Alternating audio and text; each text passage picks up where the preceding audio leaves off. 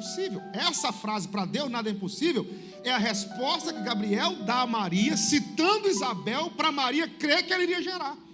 Ou seja, se uma mulher idosa e estéril está 6 meses grávida, imagina você que é nova e frutífera. Então assim, para Deus nada é impossível. Deus que faz a idosa gerar, também faz a nova gerar, fica tranquila. E aí Gabriel, nesse diálogo com Maria, ele traz 2 informações importantes. A primeira, ele diz assim: Isabel, tua parenta. Algumas traduções, Isabel, tua prima. Então se a mãe de João Batista era prima de Maria, logo João e Jesus também são parentes. Tem um parentesco entre eles. Outra coisa, Gabriel diz assim: Isabel está no 6º mês de gestação. Aqui nós temos outra informação importantíssima, que é a diferença de idade entre os dois. A diferença de idade entre João e Jesus é só de 6 meses. Então eles são contemporâneos. E aí, no capítulo 14, o que acontece? O reino perde um profeta inigualável e a família perde um parente. É um momento de perda terrível. Jesus, quando recebe a notícia, verso 12, no 13, ele se retira para um lugar deserto. Por quê? Porque o reino perdeu um profeta inigualável e a família perdeu um parente. Jesus, na sua humanidade, está sentindo a dor da perda, ele se retira. Não, deixa eu me retirar. Amanhã completa 3 meses que eu enterrei meu irmão com 47 anos de idade. Nós enterramos meu irmão, minha sobrinha estava no velório dele também, e só quem já passou pela dor da perda sabe como é. Jesus, nessa humanidade, sentindo as dores que nós sentimos, ele se retira para um lugar deserto, entra num barco e atravessa o mar da Galileia. Só que o verso de número 13 de Mateus 14 diz que a multidão segue. Por quê? Porque a multidão não quer saber se o reino perdeu um profeta, e a multidão não quer saber se a família perdeu um parente. A multidão quer milagre. E o texto de Mateus diz que quando Jesus vê aquela multidão, ele sente grande compaixão por eles. E mesmo enlutado, Jesus cura todos os enfermos. E quando vem a tarde, a multidão está com fome, e ao invés dele despedi-los com fome, ele multiplica 5 pães e 2 peixinhos e alimenta a multidão. Depois que ele termina de alimentar a multidão, é o texto que nós lemos. Ele manda os discípulos entrar no barco, ele despede a multidão e sobe ao monte para orar à parte. E na 4ª vigília daquela mesma noite, menos de 24 horas depois da morte de João, ele vai andando por sobre as águas e acalma a tempestade. Olha como esse texto tem força. O dia começou com uma tragédia. João morreu, mas Jesus ainda curou, proveu e acalmou a tempestade. Pastor, o que isso tem a ver comigo aqui nesse domingo à noite? Não sei o nível da notícia que você recebeu, mas a verdade é que Jesus, independente da notícia, ainda cura, ainda provê e ainda acalma tempestades. Pastor, o senhor não ouviu o áudio que eu ouvi no WhatsApp? Jesus ainda cura, Jesus ainda provê, Jesus ainda acalma tempestades. Pastor, o ano começou difícil, Jesus ainda cura, Jesus ainda provê, Jesus ainda acalma tempestades. Pastor, o senhor não sabe o que aconteceu na minha casa? Jesus ainda cura, Jesus ainda provê e Jesus ainda acalma tempestades. Essa palavra aqui é profética para alguém. Não importa como começou, o importante é que o Jesus da palavra viva ainda cura, ainda provê e ainda acalma a tempestade. Posso ser boca de Deus para você? Ainda tem muito de Deus para você ver, independente do que tenha acontecido. Agora, esse texto ele acontece diferente, pastor Alexandre. O senhor conhece muito bem o texto. Na primeira tempestade, os discípulos despedem a multidão e ele entra no barco. Aqui ele faz o inverso. Ele ordena os discípulos entrarem no barco e ele despede a multidão. Ele inverte a ordem. Por que ele está invertendo a ordem? Vamos pensar um pouquinho sobre isso aqui. Um dos comentaristas que eu mais gosto, Warren Wiersbe, que deixou um comentário fantástico, o reverendo Wiersbe, ele diz algo interessante. No capítulo 6 de João, fala sobre esse mesmo episódio. Quando Jesus termina de multiplicar peixe e pão, a multidão quer fazer dele rei. A multidão quer declará-lo rei. Só que ainda não é o momento dele ser rei. Então o que ele faz? Para dissipar esse movimento, que quer fazê-lo rei antes da hora, ele ordena os discípulos entrar no barco e ele vai orar no monte. Por quê? Porque ele tinha receio de que os discípulos comprassem essa ideia também. Então antes que os discípulos tomassem essa ideia com eles, ele entra no barco. E aí fica interessante porque nós cremos na onisciência dele. Então ele sabia que ia ter tempestade? Sabia. Mas ele disse para os discípulos: entrem no barco. O que ele está fazendo aqui? Olha que coisa interessante. Normalmente os discípulos despedem a multidão, ele entra no barco. Dessa vez ele falou: vocês entram no barco e eu vou despedir a multidão. Ele está filtrando quem vai para o mar e quem fica em terra. Ele está filtrando quem vai encarar a tempestade e quem vai ficar em terra. Por que ele está filtrando? Guarda isso aqui. Porque quem navega contigo determina o nível da viagem. Quem entra no barco contigo determina como vai ser a navegação. Como assim, pastor? Lembra de Jonas capítulo 1? Jonas, fugindo de Deus, desce para o porão de um navio. No meio do mar vem uma tempestade. Os marujos ficam com medo. E para marujo ter medo de tempestade é porque o pau estava quebrando. Quando desceu no porão do navio, Jonas estava dormindo. E eles descobriram que era Jonas. Quando lançaram Jonas para fora, a tempestade acalmou. Então, por causa de um Jonas, um navio inteiro quase afundou. Agora, olha como a companhia na navegação faz diferença. Atos 27, Paulo também está num navio. Tem 276 homens com ele. E Deus fala: por sua causa ninguém vai morrer. Enquanto tem um Jonas que provoca a tempestade, tem um Paulo que livra todo mundo da tempestade. Então quem navega contigo determina como vai ser a viagem. Agora olha que interessante. Enquanto tem um Jonas que provoca a tempestade e um Paulo que livra da tempestade, tem Jesus que acalma a tempestade. Então quem navega contigo determina a viagem. Pastor, teve gente que navegou comigo em 2025, mas me abandonou em 2026. É que Deus sabe quem estava provocando tempestade e quem não estava. Você quer que essa noite é profética? Só vai ficar no seu barco quem não provoca a tempestade. Só vai ficar no seu barco quem deixa a navegação melhor. Então Jesus está filtrando. Esses aqui podem navegar, esses aqui não. E aí eu me lembrei, até anotei aqui uma frase espetacular de Charles Spurgeon. Certa feita, Spurgeon disse o seguinte: Deus não apenas governa as tempestades, mas também escolhe quem atravessa o mar conosco. Então fica tranquilo, se algumas pessoas não estão na embarcação, Deus sabe quem fica e Deus sabe quem vai. Isso vale para ministério, para a vida sentimental, para a vida empresarial. Isso vale para qualquer área da vida. E aí tem outro contraste aqui, que eu acho interessante. Eu fui muito ministrado por Deus nesse trecho. É que Jesus alimenta 5.000 homens, fora mulheres e crianças, despede os discípulos e sobe o monte. O verso 23 diz assim: e despedida a multidão, subiu ao monte para orar à parte. Ponto. Vírgula. Chegada já à tarde, estava ali só. Olha que contraste, olha como a vida é. Enquanto ele estava multiplicando peixe e pão, tinha 5.000 do lado dele. Mas na hora de orar ele ficou? O nome disso é vida. Enquanto você tem peixe e pão, o que não falta é gente batendo no seu ombro.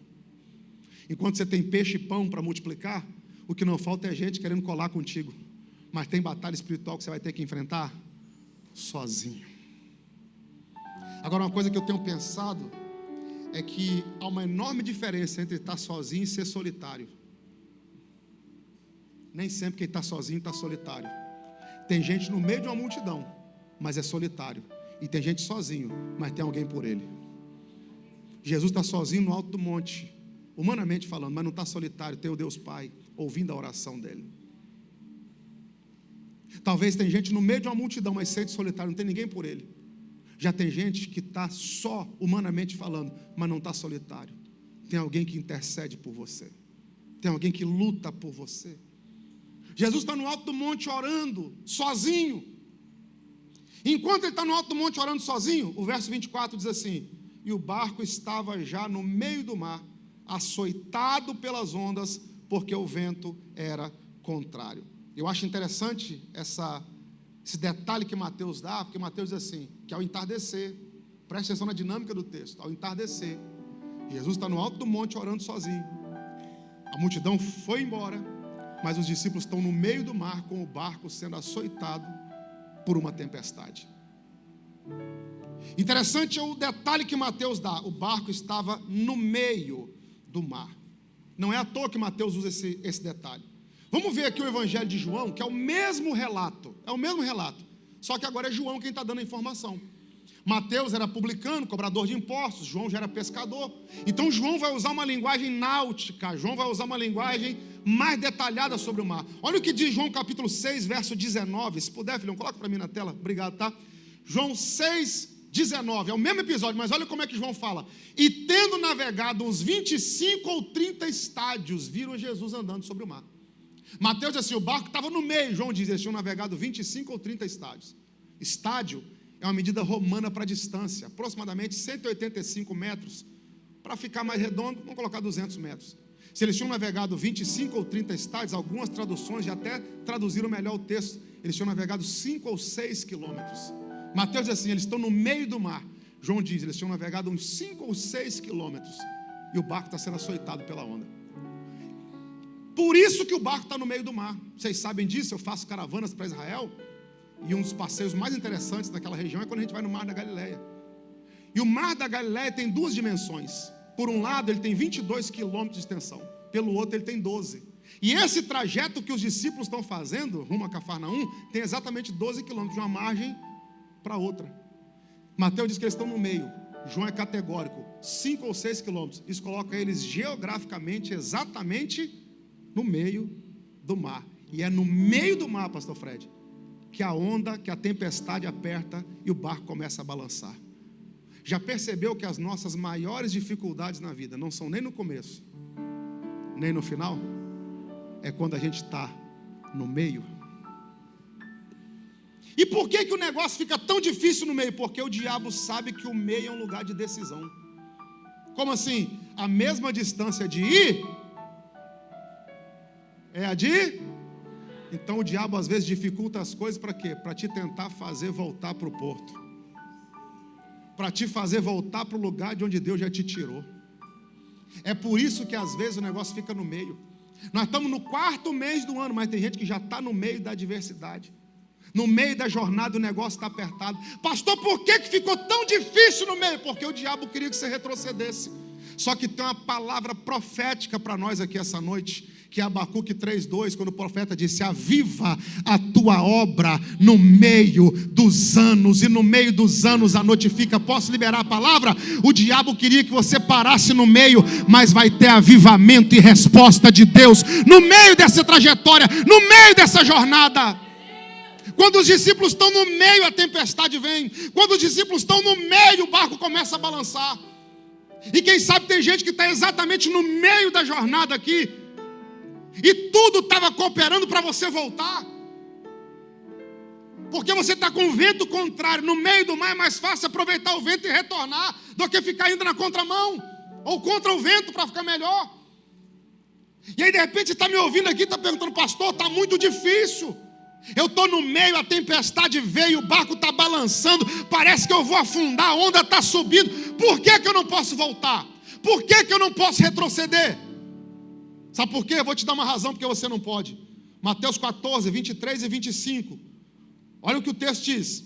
A parte A do verso 23, a parte B do verso 23 diz assim, e chegada já a tarde. A parte 25 diz, o versículo 25, a parte A diz assim, mas a 4ª vigília da noite dirigiu-se Jesus para eles. Temos duas informações de tempo aqui. Quando a tempestade começa, ao entardecer, e quando Jesus vai, na 4ª vigília da noite. Os romanos dividiam a noite em 4 vigílias de 3 horas. Primeira vigília de 6 às 9. Segunda vigília de 9 à meia-noite. Terceira vigília de meia-noite às 3. 4ª vigília de 3 às 6 da manhã. É nessa que Jesus chega. Só que eles entraram no mar ao entardecer. Então eles já estão enfrentando tempestade. Tem mais ou menos umas 10 horas. Tem mais ou menos umas 9 horas que eles estão mar adentro. Ao entardecer o barco já está sendo açoitado pelas ondas. E eles estão lá no meio da tempestade, no meio do mar, na 4ª vigília da noite, quando Jesus vai. Talvez tem gente que está me ouvindo aqui, que já está há tempo no meio da tempestade. Pastor, o senhor está falando para eu não desistir, mas só eu sei o tempo que eu estou nessa tempestade.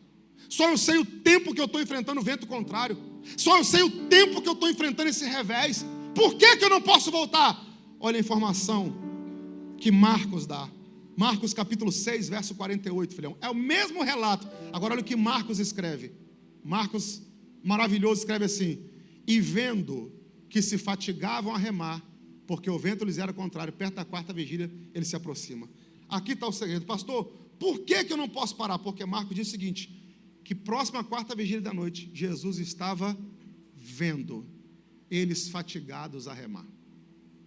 Como assim? Permita-me rapidinho aqui fazer uma exegese rápida do texto.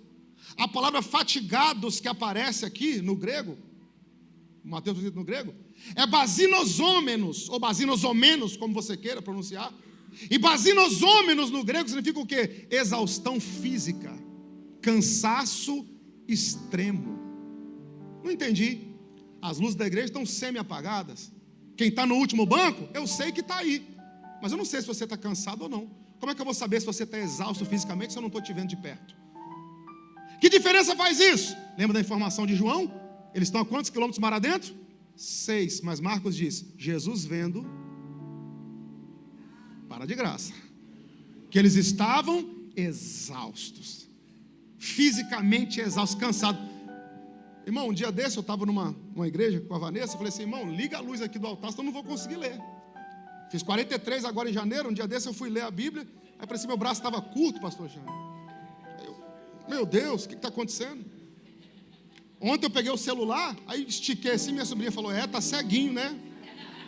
Falei, por menos do que isso, o João perdeu a cabeça, né? Fui numa reunião com a Vanessa um dia desse, um patrocinador para o nosso evento. Terminou a reunião, entramos no elevador, ela falou assim, olha no espelho. Quando eu olhei, meu olho vermelhinho, tinha dado um derrame aqui, o olho ficou vermelho. Procurei, o oftalmo falou, óculos, simples assim, bem-vindo depois dos 40, óculos. Não entendi, pastor. Irmão, eu não estou enxergando a 40 centímetros. Imagina 6 quilômetros. Na noite. Mas o texto diz, Jesus vendo. Pastor, por que eu não posso parar? Deixa eu te perguntar, você consegue enxergar alguém a 6 quilômetros de distância? Não. Então por que você não pode parar? Porque você pode não estar vendo ele, mas ele está vendo você no meio dessa tempestade.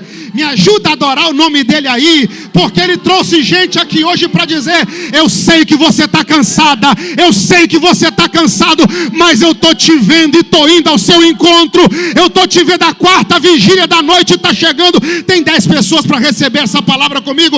A quarta vigília é o tempo que a tempestade é acalmada. Ele está te vendo, ele sabe do seu cansaço, ele sabe da sua exaustão, ele sabe há quanto tempo você está nessa dificuldade, há quanto tempo o vento está soprando. Tem gente aqui há anos no meio da tempestade e estava pensando em parar. Pastor, tá bom, ele está me vendo, eu não estou vendo ele na tempestade, mas ele está me vendo no meio da tempestade. Então o que eu faço enquanto ele não chega? Porque já tem horas que eles estão remando. O que eu faço enquanto eles não chegam? Marcos diz, e vendo que se fatigavam pastor, então o que eu faço enquanto ele não chega? Continua. Tudo o que o diabo queria era que você ficasse à deriva, que você abandonasse o remo e deixasse a tempestade te levar. Mas você vai continuar. Continua remando com esse sonho. Continua remando na vida ministerial. Continua remando com esse projeto que Deus te deu. Eu vou liberar uma palavra aqui. Você não vai largar o remo. Você não vai retroceder. Você não vai ficar à deriva. Você não vai se perder no meio dessa tempestade. Você vai continuar remando. O que eles estavam fazendo? Remando. Então continua remando. Para de remar não. Pela primeira vez aí eu vou provocar quem está do seu lado, me ajuda aí. Fala para uns 3, se você puder, fala assim, continua remando, irmão. Continua remando. Eu sei que está difícil, mas continua remando. Imagina bem se o pastor Alexandre tivesse parado de remar há anos atrás, a gente não estaria aqui hoje. Por que algumas pessoas vão e outras ficam? Porque uns param de remar, mas outros continuam. E você é daqueles que vai continuar remando. Eu declaro, você vai continuar. Deus está vendo a sua fadiga. Deus está vendo o seu cansaço. Deus está vendo o quanto você está remando com esse negócio, fazendo de tudo para dar certo. Mas na quarta vigília ele vai caminhando sobre as águas. E aí o texto muda completamente a conotação. Por quê? Porque na quarta vigília da noite, verso 25 e 26, a parte B do 25 diz assim, e dirigiu-se Jesus para eles, vírgula, caminhando por cima do mar. 26, e os discípulos vendo-o caminhar por 2 vezes, em 2 versículos, o escritor frisa, ele estava caminhando, ele não foi flutuando, ele não foi nadando, ele foi caminhando, andando, não foi correndo, porque a tempestade também não acelera ele. Ele foi caminhando. Caminhando no meio de quê? Por cima das ondas, das águas. Então guarda isso aqui. Aquilo que ameaça o barco sustenta os pés dele. Aquilo que quer te afundar, ele caminha por cima. Ele anda por sobre aquilo que te causa medo. O que isso aqui ensina para a gente? Não é o problema que governa ele, é ele quem governa o problema. No meio da tempestade ele vai caminhando. O que está acontecendo aqui? Ele está vendo um caminho no meio da tempestade. Foi exatamente o que Naum escreveu no capítulo 1, no verso 3. Naum diz assim: o Senhor tem o seu caminho na tormenta e na tempestade. Aonde você está vendo tempestade, Deus está vendo um caminho para acalmar essa tempestade. Deus está vendo um caminho para passar. Você crê que essa noite é profética? Deus vai abrir caminhos no meio desse revés. Seu telefone pode tocar e Deus abrindo um caminho no meio da tempestade. Você pode encontrar alguém pelas ruas de Nova Iguaçu, é um caminho sendo aberto no meio da tempestade. Onde a gente só vê tempestade e revés, Deus vê caminho para passar. Jesus vai caminhando sobre o mar. E aí quando ele vai caminhando, se não fosse um momento tão sério, ia ser cômico. Por quê? Porque o verso 26 diz o quê? Quando os discípulos veem ele caminhando, eles gritam: é um fantasma! Mas gritam com medo. Os caras estão vendo fantasma. Por que eles estão vendo fantasma? Não estão pensando que é um fantasma. Vamos tentar entender isso aqui também. Dos 12 discípulos que Jesus tinha, 7 eram pescadores. Os 5 que não eram pescadores trabalhavam no entorno do mar da Galileia. Eram daquela região. Então todos os 12 eram habituados com o que acontecia ali. E havia uma lenda, não é doutrina, por favor, irmão. Uma lenda que em dia de tempestade, a alma de quem morreu voltava para atormentar quem estava lá. Os caras são novo convertidos. João tinha acabado de morrer. Eles têm no máximo 1 ano de ministério. Novo convertido. Você é crente antigo, já tem medo de passar perto do cemitério. Olha como é que Deus me usa. Vê um gato preto, já treme todinho. Oh meu Deus, não passa debaixo de escada, né? Ainda lê horóscopo, te peguei. Imagina os caras naquele tempo, irmão. Tempestade, alguém andando em cima da água. É fantasma. Agora vamos lá. Como é que a gente aplica isso aqui para a nossa vida? Entenda bem, isso aqui é uma aplicação, tá? Não é uma explicação. A gente não crê em fantasma. Eu sei que você tem medo de fantasma, mas não crê, né? Não crê, mas tem medo. Não vai no banheiro no escuro, tem que acender a luz, mas amém, né? Deus está me revelando um monte de coisa aqui, pastor Alexandre. Mas vamos aplicar isso aqui para os nossos tempos. Não existe fantasma do que está vivo. Fantasma aponta para aquilo que já. E muitas vezes, no meio dos nossos problemas, coisas que morreram no passado vêm nos atormentar. Problemas do passado, coisa que já foi resolvida, parece um fantasma vindo te atormentar. A boa notícia é que o seu Jesus não é um fantasma. Ele não vem do passado, ele é o mesmo ontem, hoje e eternamente. Posso liberar a palavra? Nenhum fantasma do passado vai impedir a sua navegação. Nenhum fantasma do passado vai te impedir de caminhar ou de navegar em direção ao que Deus tem para a sua vida. Vou melhorar essa aplicação. O passado não vai te assustar. Vou repetir, o passado não vai te assustar. É um fantasma. Quando Jesus percebe que eles estão com medo, olha o que diz o verso 27. Jesus, porém, lhes falou logo, ou seja, rápido, dizendo: tende bom ânimo, sou eu, não temais. E aí é lindo, por quê? Porque olha a declaração que ele faz: sou eu, no grego, ego eimi, sou eu. E o evangelho de João é todo construído em volta dessa declaração. Quando João não coloca sou eu, ele coloca eu sou. 7 declarações do eu sou no evangelho de João. Eu sou a porta, eu sou a videira, eu sou a ressurreição e a vida, eu sou o bom pastor. Ele é. Por que João constrói essa declaração de sou eu e de eu sou? Porque João está remetendo o Cristo do Novo Testamento ao Deus do Antigo Testamento. Esse sou eu aqui, esse eu sou, é uma expressão no grego de Êxodo 3,14. Eu já preguei sobre isso aqui, pastor Alexandre deve ter pregado inúmeras vezes sobre isso aqui. Quando Deus chama Moisés e fala assim, vai libertar o meu povo. E Moisés fala, Deus, quando eu chegar lá, o que eles vão perguntar? Vão perguntar o seu nome. Porque no Egito tem um Deus para cada coisa. Tem mais de 2.000 deuses catalogados no Egito. É o Deus Ra, é Deus Aíris, é o Deus Osíris. É tudo quanto é coisa é Deus. Besouro é Deus, bicho é Deus, vaca é Deus, céu é Deus, lua é Deus, tudo é Deus. Então eles estão acostumados a dar nome para Deus. Aí Moisés fala, Deus, me fala o seu nome para eu falar para o povo.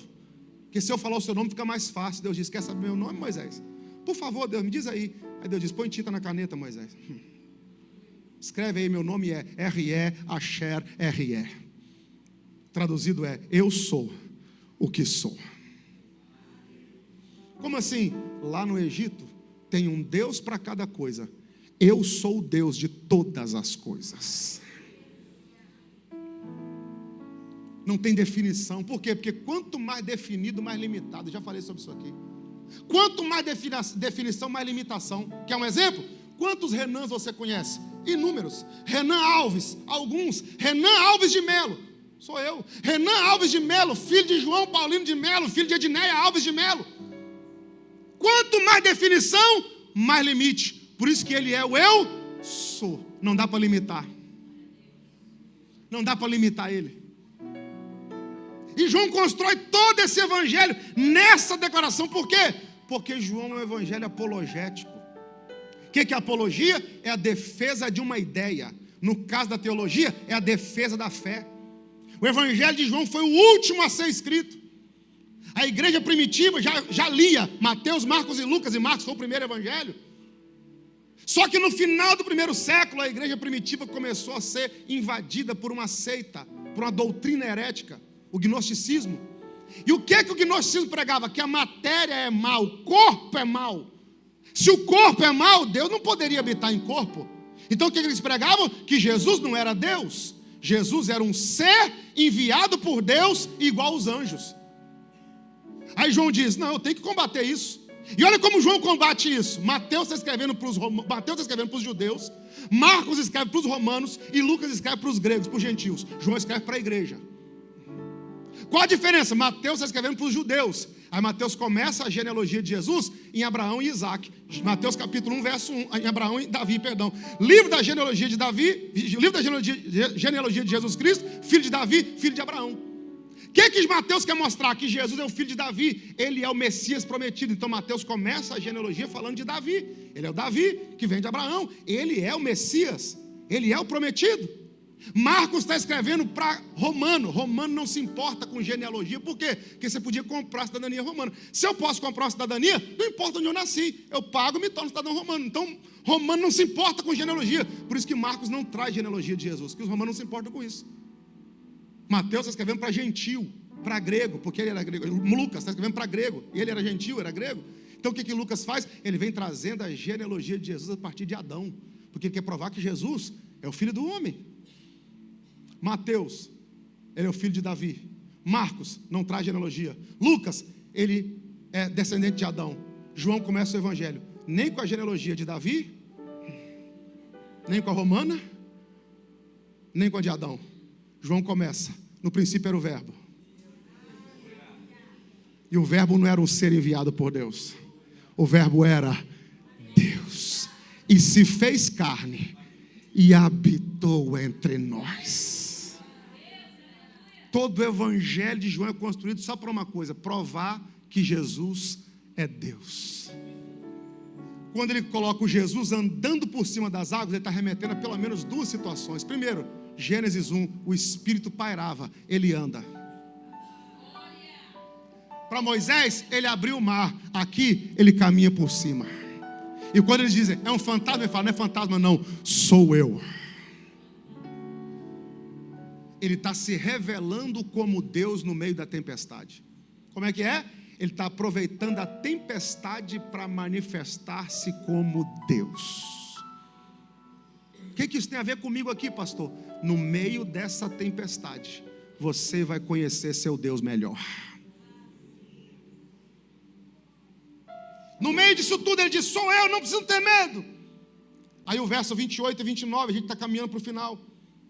Verso 28 e 29 diz assim: e respondeu-lhe Pedro e disse: Senhor, se és tu, manda-me ter contigo por cima das águas. E ele disse: vem. E Pedro, descendo do barco, andou sobre as águas para ir ter com Jesus. O que eu acho interessante aqui? É que Pedro não pediu facilidade. Vou até beber água. Pedro, na primeira tempestade, pastorzão, o senhor lembra? Desculpa citá-lo toda hora, meu amigo, é que eu sou seu fã. Na primeira tempestade, eles pedem para Jesus acalmar a tempestade. Nessa aqui, Pedro diz: deixa eu caminhar por cima dela. Pedro não pediu para Jesus acalmar a tempestade. Pedro pediu autoridade para caminhar por cima dela. Gostinho de bezetacil. Nosso problema é que 90% das nossas orações é pedido para Deus resolver os nossos problemas, ao invés de pedirmos autoridade para nós mesmos resolvermos. Senhor, não acalma não, me dá força para caminhar no meio dessa tempestade. Está difícil, me dá graça para continuar caminhando. Está complicado, mas me dá autoridade para caminhar por cima dessas águas. E aí o texto nos obriga, quase nos obriga, a focar no fato de Pedro ter afundado. É muito comum de pregar nesse texto e focar: Pedro caminhou, mas afundou. Enquanto olhou para Jesus, estava caminhando, tirou os olhos de Jesus, afundou. Sim, lógico, a aplicação está correta, está dentro do texto. Só tem um porém: precisamos colocar em relevo a ousadia de Pedro. Primeiro, cuidado na hora de interpretar o texto. Pedro não faz uma pergunta: se é o Senhor, então me permita caminhar sobre as águas. Não tem interrogação no texto, é uma afirmação. Se é o Senhor, permita-me caminhar sobre as águas. A melhor tradução, e algumas mais recentes já mudaram isso, seria: já que é o Senhor. Porque o nosso português acaba sendo pobre para interpretar. Já que é o Senhor, eu vou caminhar por sobre as águas. Me permita caminhar por sobre as águas. Pedro não está fazendo uma interrogação, está fazendo uma afirmação. Me permita caminhar por sobre as águas. E a gente foca no fato de Pedro ter afundado, mas tem que ser colocado em relevo o fato de Pedro ter caminhado. Por quê? Porque tem 12 no barco e só ele põe o pé para fora. E aí, irmão, com todo respeito, quem fica no barco no meio da tempestade não tem autoridade para julgar quem afundou tentando caminhar. Eu nunca afundei também, nunca colocou o pé para fora. Meu machado nunca caiu, nunca cortou um talo de cebola. Machado só cai na mão de quem usa. Só afunda na água quem tem coragem de colocar o pé para fora do barco. Eu tenho um negócio comigo, pastor. 3 palavras no latim que começam com a mesma raiz: crítica, critério e crise. Tem a mesma raiz. Tem muita gente em crise porque ouviu crítica sem critério. Minha esposa passa mal comigo. Eu posto alguma coisa, de vez em quando aparece um hater. Aí alguém faz um comentário e fala assim: meu amor, você não viu o que esse cara comentou? Eu digo: eu vi. Você não vai responder? Eu digo: quem é? Aí eu entro no perfil do cara. Primeira coisa, 90% dos haters não tem nem foto no perfil. Já começa perdendo. Segundo, o perfil é fechado. Se o perfil é fechado, porque tem medo de crítica. Se tem medo de crítica, qual critério que esse cara está usando para me criticar? Então não entro em crítica por causa de crise sem critério. Por causa de crítica sem critério. Eu não entro em crise por causa de crítica sem critério. Passei o revés todo que eu passei há 4 anos atrás. Nunca bloqueei meu perfil em rede social. Nunca bloqueei ninguém. Nunca excluí um comentário. Ficou aberto para quem quisesse falar o que quisesse. Por quê? Porque não é o que falam, é quem fala. Faz o que eu faço? Caminhou na tempestade? Passou pelo que eu passei? Não. Então essa crítica não tem valor para mim. Não é o que fala, é quem falam. É quem fala. Tem 12 no barco, só Pedro caminha. Quem ficou no barco não pode apontar o dedo para quem afundou caminhando sobre a água. E aí a gente foca no fato de Pedro ter afundado, mas tem que ser colocado em relevo a ousadia de Pedro. E aí, irmão, só quem já teve experiência com água sabe como é que o negócio é complicado. Vocês sabem disso, estão cansados de me ouvir. Eu sou mineiro. Minas não tem mar. O mar estava a 400 quilômetros da minha casa. Até hoje eu não sei nadar. Eu faço rapel com minha mulher, mas não mergulho. Renan, você prefere mergulhar ou pular de paraquedas? Põe o paraquedas aqui, vamos lá. E aí, irmão, eu tive uma experiência muito interessante, alguns anos atrás, época de Nextel ainda. A lama do dilúvio estava molhada, nem tinha secado. Meu Nextel tocou: pastor, tudo bem? Tudo bem. O senhor pode vir pregar aqui em Angra dos Reis? Eu falei, claro. Aniversário da igreja, amém. Tal dia, tal data, tal horário, fechado. Estou dentro, vamos embora. Uns 6 meses antes. Faltando uns 15 dias, assim que funciona a agenda, né? Quando a gente não conhece. Uns 15 dias antes, o cara entrou em contato para confirmar, pastor, está tudo certo, está tudo certo. Vamos aproveitar, vamos ver os detalhes aqui. Como é que eu faço para chegar na igreja? O cara falou, o senhor vem com o seu carro, deixa no Porto de Angra às 8 da manhã. Vai ter um barco te esperando. Eu falei, como é que é? Ô pastor, esqueci de te falar. A igreja fica na ilha de Provetá, 1h40 de barco, mar adentro. Eu falei, meu amado irmão, não sei nadar. Paz do Senhor, tá? Não, pastor, é muito seguro. Eu falei, meu irmão, meu pai me ensinou, eu tinha 5 anos de idade. A água não tem cabelo.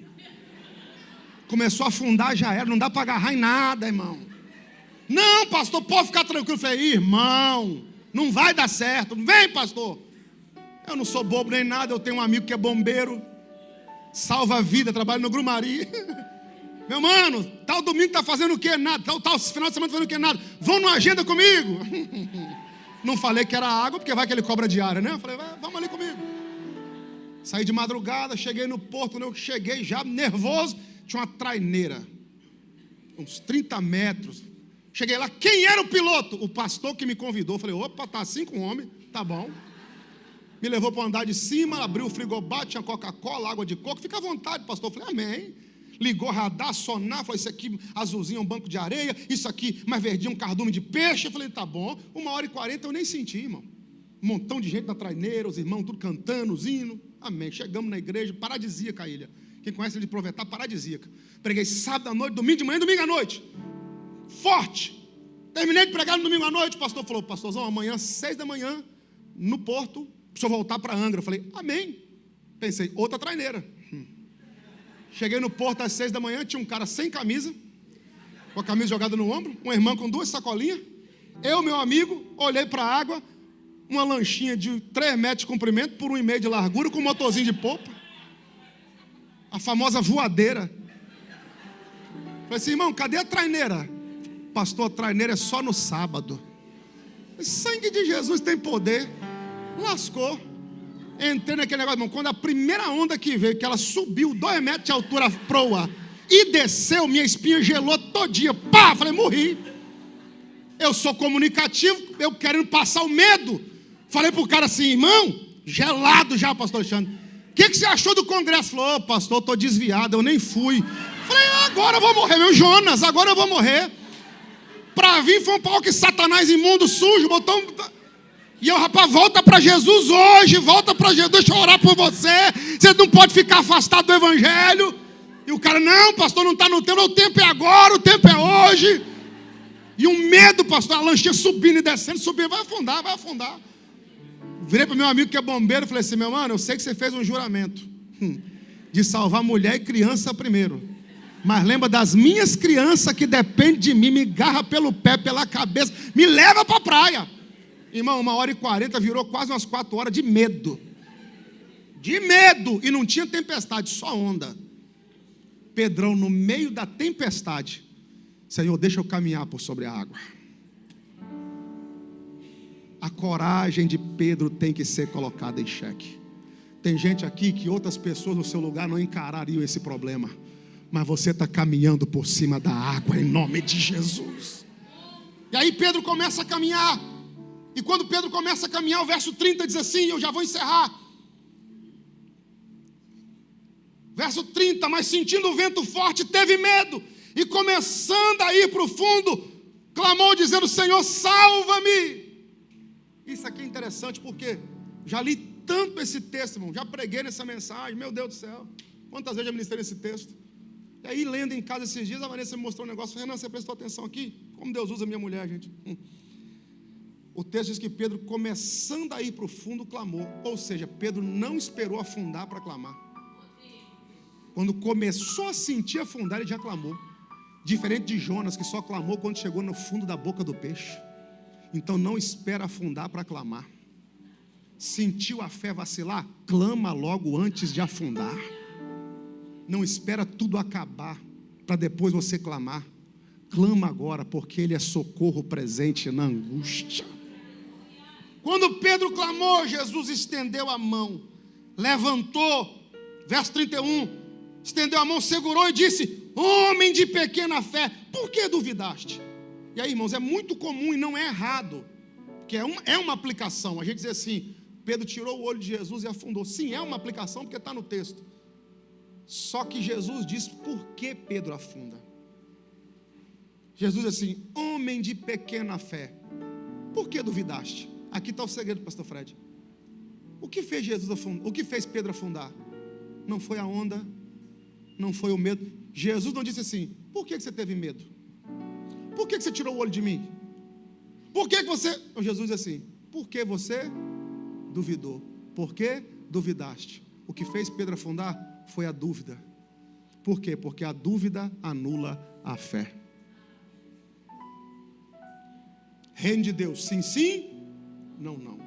Não há espaço para dúvida, porque a dúvida anula a fé. Dúvida também vem do latim dubitare. O que é dubitar? É oscilar entre duas opções. E a fé não te dá duas opções, te dá uma só. Qual? A que Deus tem para você.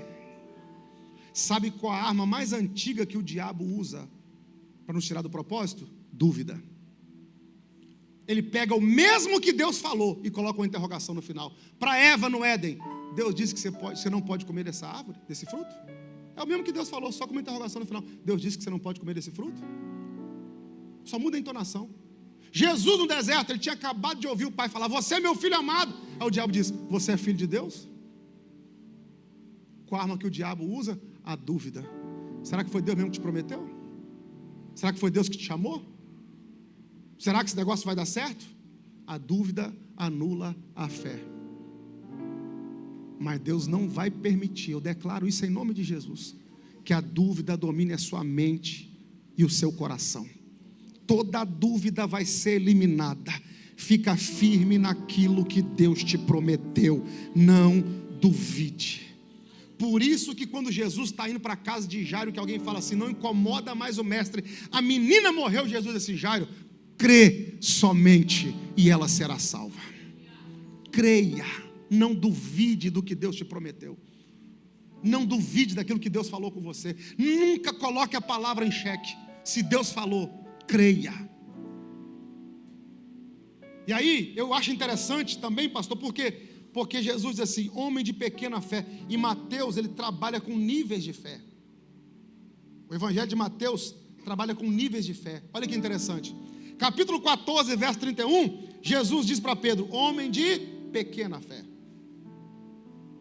Mas no mesmo evangelho de Mateus, capítulo 15, a partir do verso 21, Jesus vai para as regiões de Tiro e Sidom. E a mulher cananeia vai gritando atrás: Jesus, filho de Davi, tem misericórdia de mim. Os discípulos tentam impedir, com muita dificuldade ela rompe aquilo, chega perto de Jesus. Jesus, filho de Davi, tem misericórdia de mim. Ele fala: deixa eu te dizer uma coisa, eu não posso pegar o pão dos filhos e dar para os cães. Ela diz: mas os cães, os cachorrinhos comem da migalha que cai da mesa. Jesus vira para ela, Mateus 15, 28, e diz assim: mulher, grande é a tua fé. Para de graça. No capítulo 14 ele fala assim para Pedro: sua fé é pequena. Mas para a mulher cananeia ele fala: sua fé é grande. Mesmo evangelho de Mateus, só que agora capítulo 8. O centurião de Cafarnaum. Os anciãos da cidade vão até Jesus e falam assim: ele nos ajudou a construir a sinagoga, ele é digno do milagre, e o servo dele está doente. Jesus diz: eu vou lá.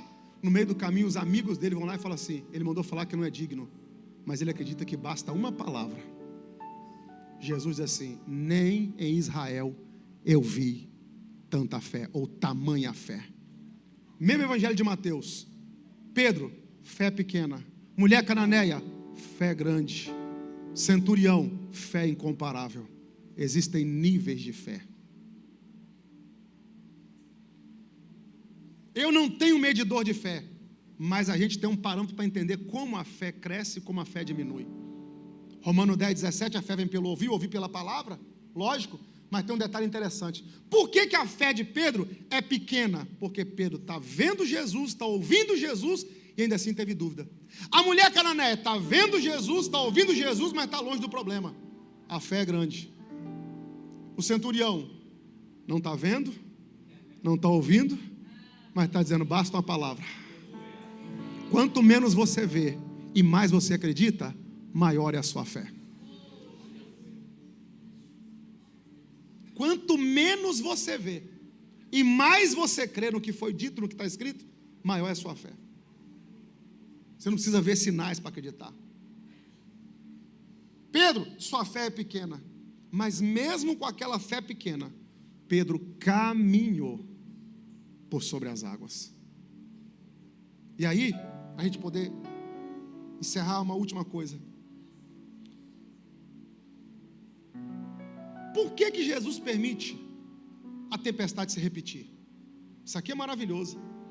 Por que Jesus permite a tempestade se repetir? Ele já tinha acalmado um em Marcos 4. Por que que ele permite outra em Marcos 6, em Mateus 4? Por que que ele permite outra tempestade? Já viu que tem problema que a gente resolve, a gente sai dele uma vez e Deus permite que ele se repita? Deus permite acontecer de novo com a gente? Por que que isso acontece? Eu acho lindo esse texto aqui, ó. Marcos capítulo 6, versos 51 e 52, filhão, por favor, olha isso aqui. É o mesmo episódio. E subiu para o barco para estar com eles, depois da tempestade acalmada. E o vento se aquietou, e entre si ficaram muito assombrados e maravilhados. Verso 52, pois não tinham compreendido o milagre dos pães. Antes do seu coração estava, o pão multiplicou na mão dos caras. Eles entraram no barco com o coração endurecido. Aí Jesus diz, quer dizer que eu fiz um milagre na cara de vocês. E o coração ainda dá duro? Eu sei um negócio que amolece o coração. Vem tempestade. Pergunta que eu te faço, quantas tempestades mais você vai ter que enfrentar para perceber que Ele é o Senhor da sua vida? Quantas tempestades mais você vai ter que viver para entender que sem Ele não tem jeito? Quantas tempestades, mas Deus já fez milagre pós milagre e você continua com o coração endurecido? Agora o que é lindo, por favor, filho, é o último versículo, João 6, 21. Quando ele entra no barco, eu acho isso aqui fantástico. Então eles de boa mente o receberam. Para quem estava vendo fantasma, já está com a mente boa, porque a cura começa aqui, ó. Deus vai começar a obra por aqui, ó. Então eles de boa mente o receberam no barco, e logo o barco chegou à terra para onde iam. Pega essa palavra logo no grego, que não é logos. Algumas traduções, e imediatamente o barco chegou para onde iam. Só que Marcos, aliás, o próprio João, mesmo João no contexto, disse o quê? Que eles tinham navegado 5 ou 6 quilômetros. Tem 12. Ainda falta mais 6. Mas quando Jesus entrou no barco, imediatamente o barco chegou para onde iam. Tudo que a tempestade atrasou, quando Jesus chegou, Ele colocou no lugar.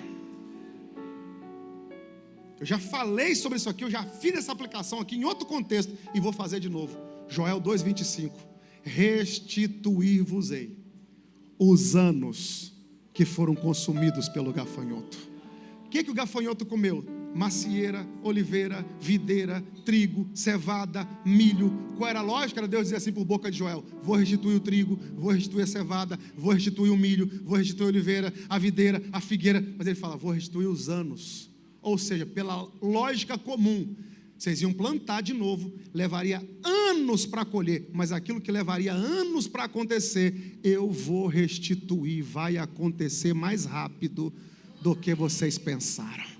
Alguém olhou seu barco no meio do mar e falou, vai levar tempo para esse barco chegar do outro lado. Depois dessa tempestade, nem sei se esse barco chega lá. Deus vai restituir o tempo que a tempestade consumiu. Seu barco vai chegar mais rápido do que você pensou que chegaria. Fica de pé que eu quero orar com você. Seu barco vai chegar mais rápido do que você pensou que chegaria. Você crê nisso? Você crê que essa palavra é profética? Talvez tem gente aqui que está no meio do revés, irmão, no olho do furacão, no vórtice do furacão. Mas Deus te trouxe aqui só para animar seu coração e dizer, esse barco vai chegar do outro lado. vai ter avivamento no meio dessa tempestade. Vai. E eu quero declarar isso sobre a sua vida. Eu quero orar com você agora. Senhor, eu oro em nome de Jesus.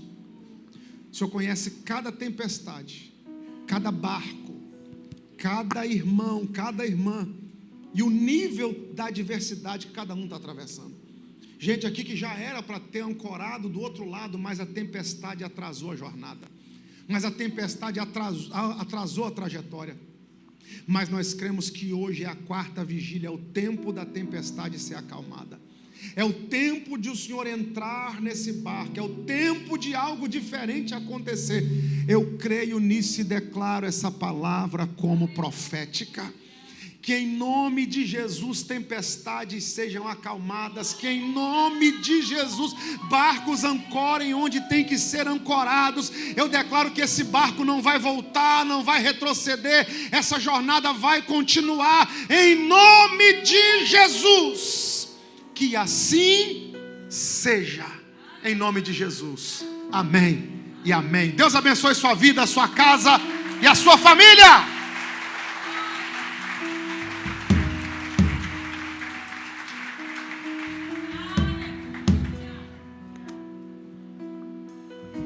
O inimigo tenta laços e embaraços pra me envergonhar, mas não vai, porque eu não estou sozinho nessa guerra, que está comigo o braço forte do Senhor, aquele